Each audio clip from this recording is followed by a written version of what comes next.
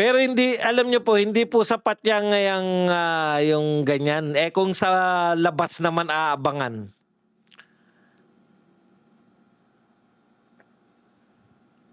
Marami po itong mga tutol kasi ng tutol. Naalala ko lang nung araw, yung may kulay ng buhok na hindi pinapapasok dahil may kulay ang buhok. Tapos inayunan na may karapatan daw yung mga estudyante sa itsura ng buhok nila. Eh putya, pag ganyan ng ganyan, kako, no? Pag ganyan na ganyan, hinayaan natin yung mga kabataan. Meron akong kakilalang principal. Maaring pilosopo siya, pero nauso po yung mga ano eh, yung mga tomboy, yung mga magsusuot, 'di ba? Sabi nung tomboy lumapit kasama yung nanay. Doon sa poging principal yun eh. Nag-early retirement para maging vlogger.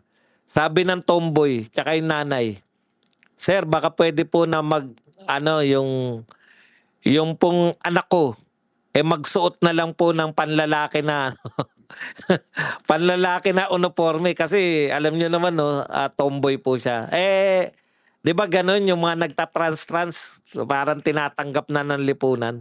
Sabi ng poging principal na yun, "Okay lang po 'yan sa akin, Mrs. Total nariyan kayo, nanay kayo niya, 'di ba? Okay lang 'yan sa akin. Basta magsi-CR siya dun sa CR ng lalaki." Ay ita-transfer na lang po namin. O sige po, nasa sa inyo po 'yan. Kasi mahirap po 'yan eh, yung overkalayaan pati po. Kaya nga po may uniform eh. 'Di ba? Sa uniform pa lang po, pag hindi po naghigpit, pag kayo po ay pag yung mga principal po inutusan ninyo na wag nang mahigpit. Kasi ngayon, pwede nang hindi mag-uniform yung mga bata, napaka-dangerous po niyan.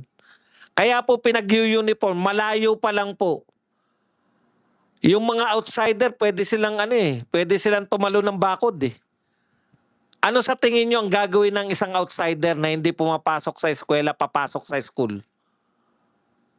Dapat alarmado po kayo lahat yan. Alam po ng komunidad yan. Yung isang bata, o kahit hindi na bata, na outsider, hindi pumapasok sa isang school, tumalo ng bakod para makapasok.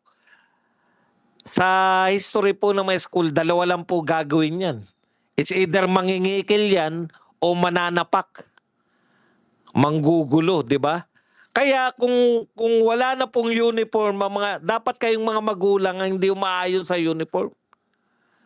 Okay po yun, dapat pag ang mga magulang, kayo po dapat na nagsabi, dapat naka-uniform ang mga bata. Marami pong mga bagay na gustong ipatupad ng mga mayayamang politiko. Mga mayayamang politiko po yung hindi naman nila alam yung sitwasyon eh. Kaya po pinag-uniform, tumayo lang po yung isang principal, makita niya kagad, teka, oy guard, may outsider dun. Oh. Ang dali nyo pong hulihin eh.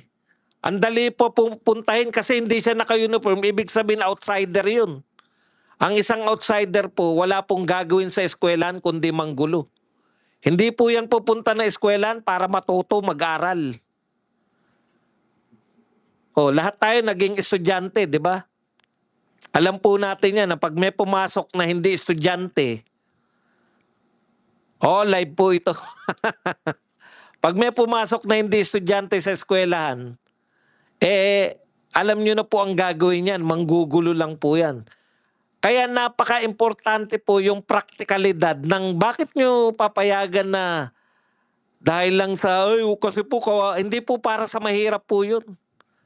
Lahat po tayo nag-estudyante. Ako po, galing po ako sa hirap. Kasi hodang isa lang po ang uniform ng bata o dalawa lang, palitan lang. Mas maigi po ang may uniform kaysa walang uniform.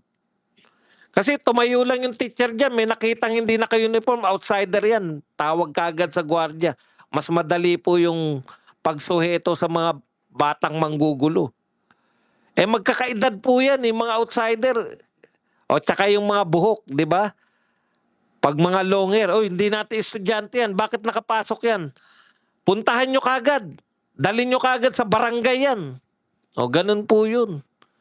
Kaya wag po kayo mag-ano na Kayo pa minsan yung mga magulang pa nagsabi, sabi ng DepEd hindi na daw dapat nag-u-uniform.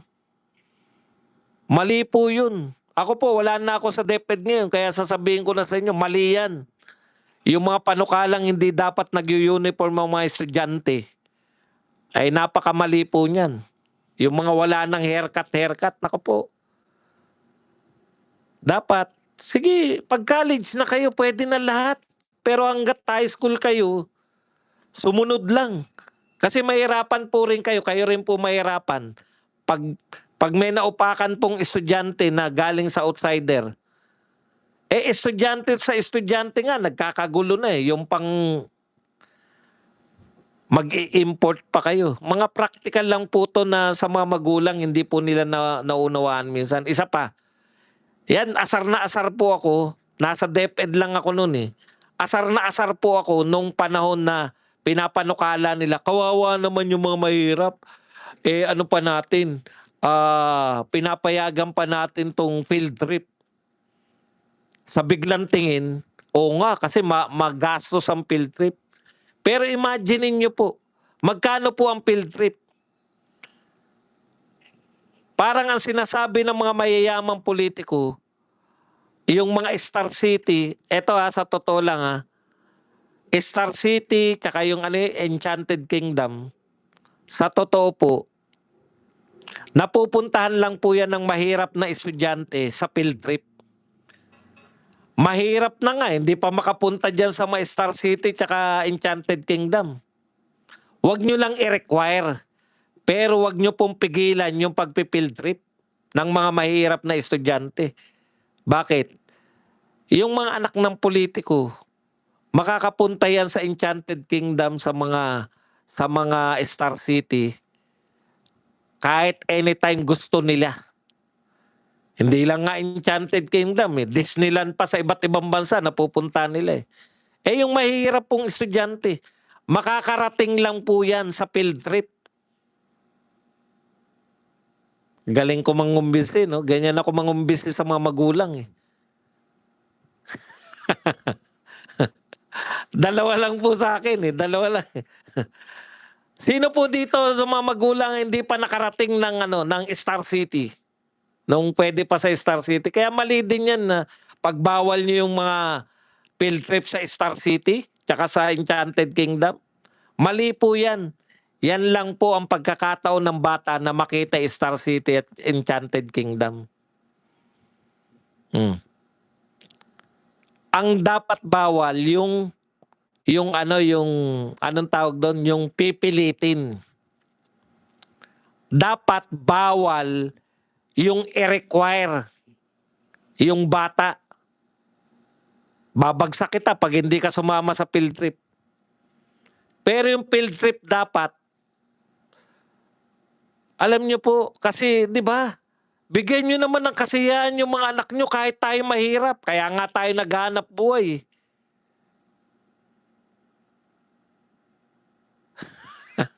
Yan, maganda yung katwiran mo, di ba?